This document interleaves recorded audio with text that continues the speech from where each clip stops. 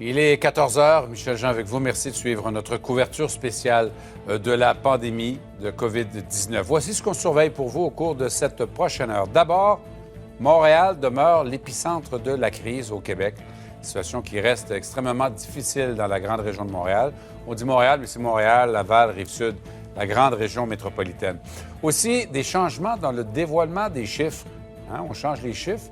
Il n'y a rien là-dedans qu'on change qui nous permet d'y voir plus clair. On va voir tout ça avec Diane Lamar dans un instant. Et puis, on va vous présenter une entrevue avec une jeune infirmière qui est atteinte de la COVID-19. Elle a de grandes responsabilités sur le terrain. Aujourd'hui, elle est prise, elle aussi, avec la maladie. On va voir comment ça se passe. Mais d'abord, commençons donc par les dernières données sur l'évolution de la COVID-19 qui ont été dévoilées il y a environ une heure par la santé publique. Alors, on fait état maintenant de 892 nouveaux cas au cours des 24 dernières heures. Mais là, attention, il y a un élément qu'il faut ajouter. On parle de 1317 cas détectés entre le 2 et le 30 avril. Et ces 1317 cas n'avaient pas été comptabilisés. On dit qu'il y avait un problème informatique. Alors, vous ajoutez aux 800 quelques, les 1300, on en arrive donc à 31 865 cas officiellement détectés au Québec. Et on est aujourd'hui, au cours des dernières 24 heures, à 69 nouveaux décès qui ont été enregistrés. Ça nous donne comme total, ça, pour l'ensemble du Québec depuis le début de la crise, chiffre officiel, 2205 morts. Le nombre des hospitalisations est à 1754. Ça, c'est essentiellement dans la région de Montréal, faut-il le préciser, dont 218 qui se trouvent toujours aux soins intensifs. Alors, on le voit, la situation reste difficile dans la grande région de Montréal. Et on va en parler tout de suite avec Diane Lamar, qui se joint à moi. Diane, bonjour à nouveau. Bonjour, Michel. Commençons donc par les hausses de cas et les hausses des cas comme telles. À Montréal, là, ça reste toujours, là, il n'y a pas de ralentissement notable, même si à 74, on est un peu moins que ce qu'on a connu au cours des derniers jours, mais ce n'est pas une tendance encore. Oui, vous savez, les cas, en fait, ça dépend beaucoup de la façon dont on teste. Mais ce qui est vraiment récurrent, c'est qu'on n'a jamais réussi à diminuer le nombre d'hospitalisations. On stabilise un peu les soins intensifs, mais le nombre d'hospitalisations augmente systématiquement. On n'a pas eu vraiment de diminution. Ça augmente. Entre la semaine dernière et cette semaine, on a 120 personnes de plus hospitalisées. C'est un indicateur significatif, ces hospitalisations. Ça veut dire que c'est des nouvelles personnes qui sont malades et qui sont à ce point malades qu'elles doivent être hospitalisées. Autre indicateur intéressant, parce qu'on le voit là, avec les gens plus jeunes qui se pensent à l'abri, il y a 29 des personnes qui sont hospitalisées, là, sur les 1754 qui sont hospitalisées aujourd'hui, il y en a 29 qui sont des gens qui ont entre 41 et 70 ans. Donc, ce ne sont pas des gens de 85 ans, ce sont des adultes, 41, 70 ans, des gens qui vont retourner au travail incessamment et qui donc ont besoin de bien saisir là, leur vulnérabilité à eux aussi. Ils contractent l'infection et ils ont des symptômes assez virulents pour justifier une hospitalisation. Alors, il faut être conscient que le virus frappe aussi les gens plus jeunes et que les mesures de distanciation sont très pertinentes. Ça met aussi, ça montre un peu l'importance quand les enfants vont retourner à l'école. On sait que les parents vont être plus exposés.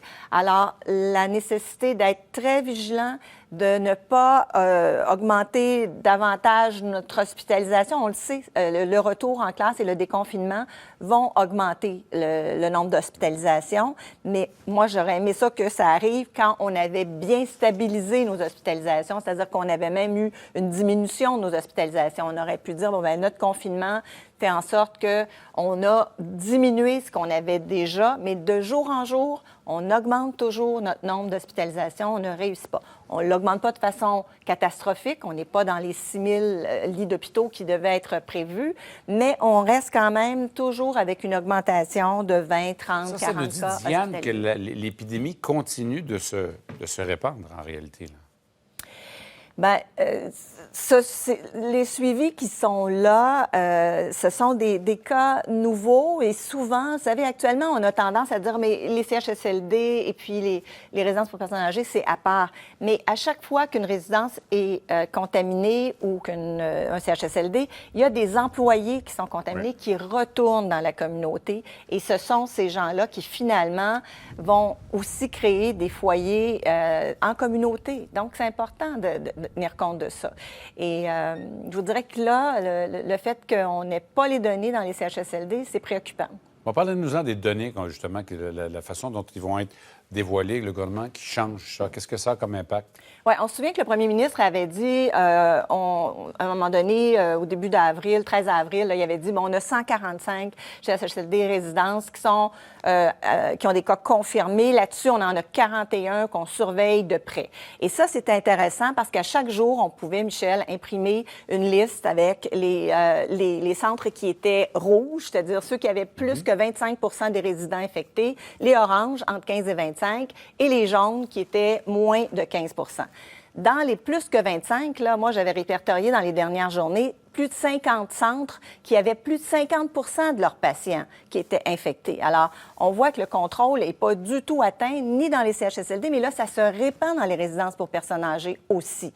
Et donc, ce chiffre, ces tableaux-là, on les a pas eus hier, on les aura pas aujourd'hui, et quand on communique avec le ministère, on nous dit, on va refaire d'autres données qui vont être plus précises, et ça va aller au courant de la semaine.